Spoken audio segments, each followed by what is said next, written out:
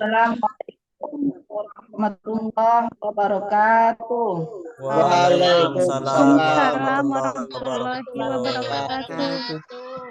Selamat pagi anak-anak.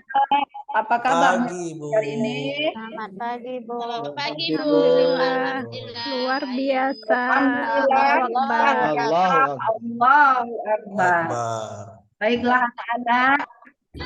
Sebelum belajar kita pada pagi ini, baiknya kita membaca doa. Semoga proses belajar mengajar kita diberkahi oleh Allah dan mendapat syafaatnya di yaumul kiamah. Mari kita baca doanya bersama-sama. Bismillahirrahmanirrahim. Rabbi zidni ilman warzuqni Fahaman. Amin. Baiklah, sebelumnya kita membuka pelajaran kita, ada baiknya pada pagi ini kita membaca surah ayatnya, yaitu Allahu Ahad. Ayo kita baca bersama anak. Bismillahirrahmanirrahim.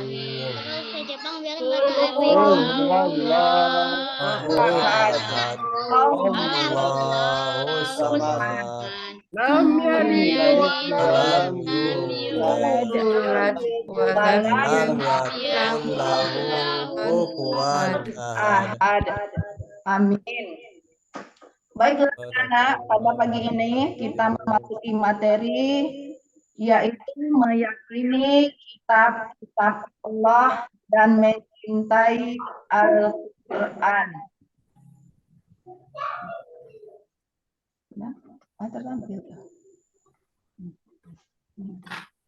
Kemudian sebelum memasuki pelajaran kita pada minggu ini, kita ini review dulu ya pada pelajaran kita minggu belakang, yaitu rukun iman. Ada berapa rukun iman? Yaitu ada 6. Yang pertama, percaya kepada Allah. Yang kedua apa Pak Mika? Bisa disebutkan Mika? Percaya kepada malaikat, Bu. Yang ketiga, muslimah. Percaya kepada kitab, Bu. Nah, kita kaitkan pada hari ini yaitu pelajaran kita, yaitu rukun iman yang ketiga, yaitu percaya kepada kitab Allah. Yaitu memasuki pelajaran kita pada hari ini, yaitu meyakini kitab-kitab Allah dan mencintai Al-Quran. Pengertian iman kepada kitab-kitab Allah Subhanahu wa Ta'ala yaitu iman kepada Allah berarti percaya dan meyakini dengan sepenuh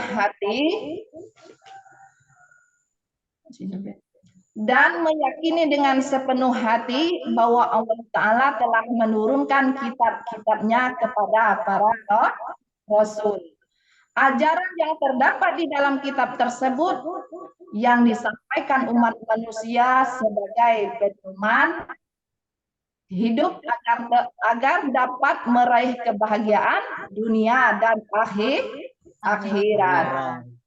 Adapun isi-isi pokok daripada kitab-kitab Allah yaitu akidah mengesahkan Allah, syariat ketentuan dalam kehidupan berupa perintah dan larangan bagi umat manusia dan akhlak, cara bersikap dan bertindak kepada Allah Subhanahu wa Ta'ala dan kepada sesama manusia. Berikutnya, janji, pahala, dan ancaman siksa kepada umat manusia.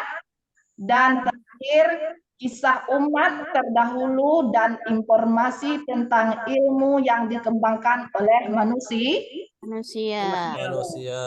Artinya di sini, diturunkan oleh Allah kitab-kitab merupakan, yaitu ada berapa kitab yang diturunkan oleh Allah anak-anak? Empat, Bu. Ada Ada 4, Bu. Empat. Yang ke satu yaitu kitab Taurat. Siapa yang tahu kitab Taurat diturunkan kepada Nabi apa?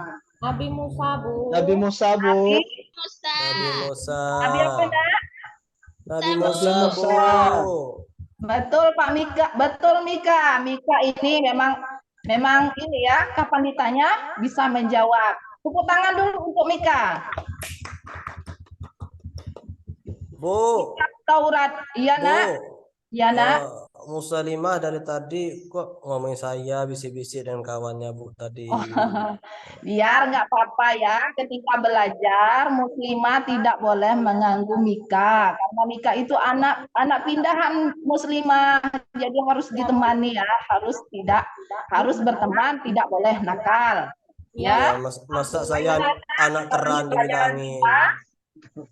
Kitab Taurat ini diturunkan atau diwahyukan kepada Nabi Musa.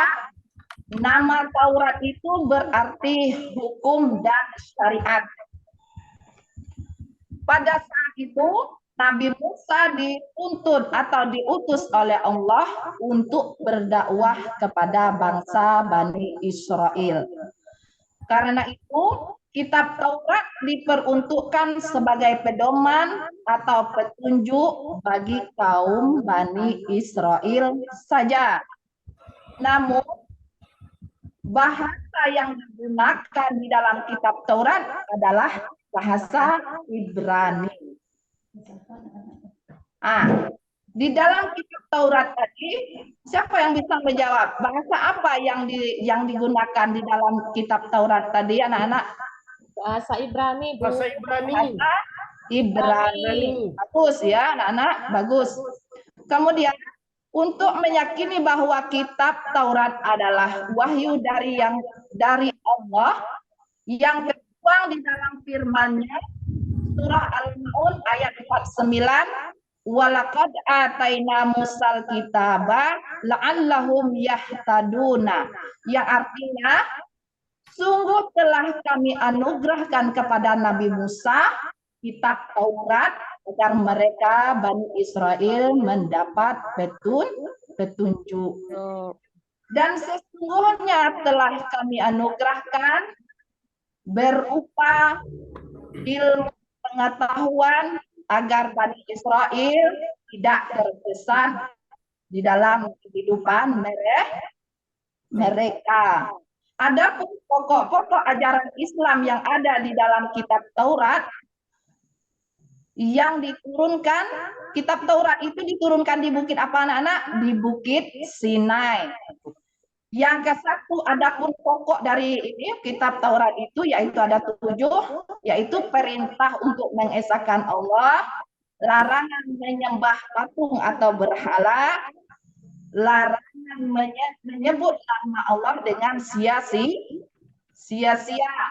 dan larangan membunuh sesama manusia, larangan berbuat zina dan mencuri, dan yang terakhir adalah larangan menjadi saksi palsu. Baik, di sini anak-anak perhatikan, Ibu akan jelaskan di dalam kitab Taurat itu yang terkandungnya itu ada beberapa poin anak-anak. Contohnya perintah untuk mengesahkan Allah itu kita hanya diwajibkan bersembah atau bersujud hanya kepada Allah semata. Larangan menyebut nama Allah atau larangan menyembah patung dan berhala itu sama sekali di dalam ajaran Islam itu tidak boleh bagi kita umat Islam menyembah patung dan berhala. Kemudian yang terakhir itu adalah larangan menjadi saksi palsu. Bagi anak-anak di sini apa bisa ini menjelaskan contoh daripada saksi palsu? Ada yang bisa anak-anak? Ada yang bisa? Belum bisa, Bu. Bisa ya. Yang lain ada yang bisa? Enggak, Bu. Nggak bisa, Bu. Ada belum. Ngantuk, Bu. Ngantuk. Nah, baik di sini Ibu akan jelaskan ya. Contoh dari larangan menjadi saksi palsu yaitu misalnya sesuatu yang tidak terjadi tetapi kita minta salah satu, tetapi kita tidak melihat secara langsung kejadian tersebut. Kemudian pada pihak ini misalnya pihak yang berwajib itu dimintakan saksi palsu, maka kita memberi tanpa mengetahui hal yang sebenarnya terjadi, dan itulah yang dinamakan larangan menjadi larangan jadi saksi palsu. Kemudian di sini juga yang kedua yaitu kitab Zabur. Kitab Zabur itu diturunkan pada abad ke-10, diturunkan kepada Nabi Daud. Daud Yang alaihissalam. ketiga kitab Injil yaitu diturunkan pada abad ke-1 pada Nabi Isa. Dan yang keempat yaitu kitab-kitab Al-Quran yang diturunkan pada abad ke-7, turun waktunya pada tahun 611 sampai 632 Masehi. Al-Quran merupakan kitab yang diturunkan oleh Allah kepada Nabi Muhammad Sallallahu Alaihi Wassalam. Wasallam. Al-Quran diperuntukkan sebagai pedoman dan menyempurnakan atau membenarkan kitab-kitab sebelumnya. Artinya itu, Al-Quran itu kitab yang terakhir atau kitab yang keempat. Manfaat dari Al-Quran itu adalah sebagai pedoman umat manusia, yaitu umat muslim khususnya, dan kaidah daripada kitab Al-Quran itu adalah untuk membenar kitab yang sebelumnya, yaitu kitab Taurat, Zabur, dan Injil. Di sini sebatas ini pelajaran kita, ada anak-anak yang ingin bertanya, silakan. Bertanya Ibu, Ya, silakan Muslimah. itu Ibu, Al-Quran diturunkan di atas dunia tuh kepada umat Islam, gunanya untuk apa Ibu? Oh, ya bagus. Kalau untuk yang lain ada yang bisa menjawab? Sebelum Ibu memaparkan jawaban dari Muslimah, ada siswa lain yang bisa menjawab? Untuk sinapiatun tuh Bu, diturunkan Bu. Untuk Nabiatun, waduh nak, itu salah nak. Bu. Kemudian dengarkan penjelasan itu lagi ya. Perhatikan baik-baik nak, jangan kita salah pengertian tentang Al-Quran. Baik, Muslimah, perhatikan penjelasan Ibu baik-baik. Al-Quran itu diturunkan atau diwahyukan oleh Allah kepada Nabi Muhammad. Dan itu diperuntukkan bagi kita kaum muslimah atau muslim. Dan Al-Quran itu sebagai pedoman kita agar bisa membenari hidup kita, agar hidup kita selamat dunia dan akhirat. Baik, ada lagi yang ingin bertanya? Tidak Bu. Yang lain, Bapak, yang ini anak laki-laki ada yang ingin bertanya? Bu, Ya nak. Mika mau bertanya Bu. Ayah Mika mau bertanya apa Mika? Bu, ada berapa kitab-kitab yang diturunkan oleh Allah Bu? Kitab yang diturunkan Allah. Baik, perhatikan Mika ya. Ya, Bu. Kitab yang diturunkan oleh Allah tadi ada berapa nak? Ada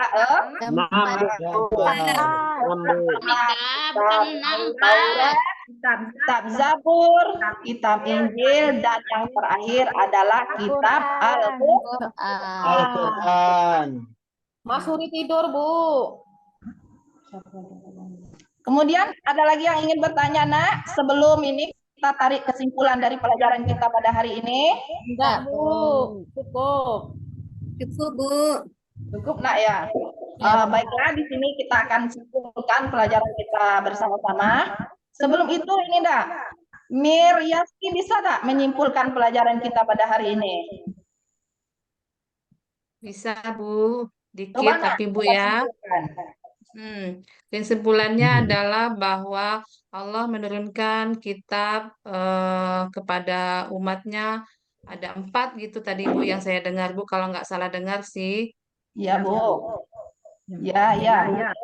Cuma itu nak. Cuman itu aja Bu yang terekam tadi, yang lainnya agak kurang terekam itu Bu, maklum. Baiklah, perhatikan di sini ya, Ibu akan menyimpulkannya, yaitu kesimpulan dari pelajaran kita hari ini yaitu satu, iman kepada kitab Allah merupakan salah satu bagian daripada rukun iman. Yang ketiga. Kemudian kesimpulan yang bisa kita tarik, iman kepada kitab Allah bagi umat Islam hukumnya adalah wajib. Kemudian kitab yang wajib diamati, yang diimani oleh umat Muslim adalah kitab Zabur, Taurat, Injil, dan Al-Qur'an.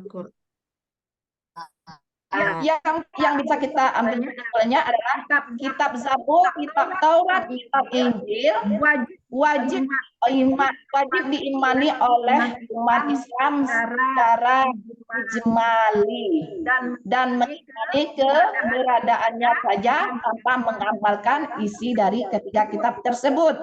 Dan yang terakhir adalah sedangkan kitab Al-Qur'an wajib diimani oleh secara tafsili, yaitu wajib diimani dan wajib diamalkan oleh yang wajib kita amalkan dari isi kandungan di dalam Al-Quran, yaitu bagi kita umat Muslim. Waktu habis, Bu. Kemudian